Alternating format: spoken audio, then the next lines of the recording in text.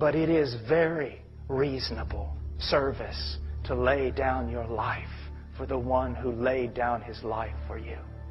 It is a reasonable thing. There is nothing that the Lord could ask of me or you that is not reasonable. If He asked me right now, without even saying goodbye to my wife, to get on a plane, to fly to the Middle East, to preach in the plaza until they cut me to pieces with swords, it would be reasonable. My prayer is that one day God takes my 2 sons and uses them. I tell people, and they're almost angry with me, if one day my boy comes to me at 18 years old and says, Dad, I'm not going to college, well, son, what are you going to do? I'm going to go to such and such place where they kill Christians, and I'm going to walk across that border and I'm going to preach, because that's what God's told me to do. Dad, will you take me? Will you take me at least to the border? Son, I'll take you to the border. I'll watch you cross, and I'll kiss the ground that your blood falls upon. There is nothing unreasonable that the Lord could ask of you. First of all, our Master is a kind and gracious Master. He loves His lambs. He is the Good Shepherd. But even when that Good Shepherd may ask us to give away our very lives for Him, it is reasonable to do so. It is unreasonable to do anything else.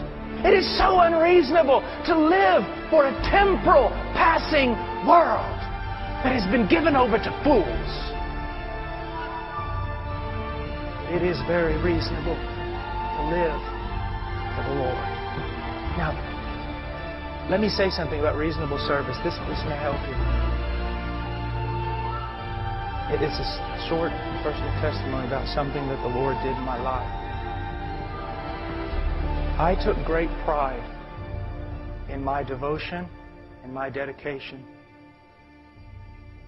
I took great pride in that I studied harder than anyone else at seminary. I took great pride in that I was more careful about my walk. I took great pride in my preaching on the streets and living with street people. I took great enjoyment in knowing that students would be sitting around tables having a good time until I showed up. Till Moses came down from the mount. I took great pride in people seeing me tired.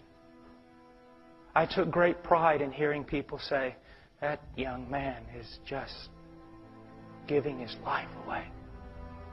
I took pride in people seeing that I was poor and that I would not take anything from any man. And then one day, I was with a man who's discipled me for years. You might know him, George Mueller. I was rereading Brother Mueller, and I caught a statement that I'd never heard before. He said this: he never wanted anyone to see him tired, burdened, distraught, or needy, because they might think that his master was cruel, uncaring, and unable to provide for him. You do not glorify God by what you do for Him as much as God glorifies Himself by what He does for you. Never forget who is saving who here. I used to think I was glorifying God by giving away absolutely everything, by wearing myself out and everything else. But what I was doing was glorifying self. Never forget when it says that we're to glorify, whether we eat or drink or any other thing, we're to do all for the glory of God. Never forget that eating and drinking is receiving from the Lord. When you eat, from where does that food come? From the Lord. When you drink, from where does it? We glorify God more by demonstrating to people all that the Lord has done for us instead of demonstrating to everyone what we've done for the Lord. And that is a statement that will free you up.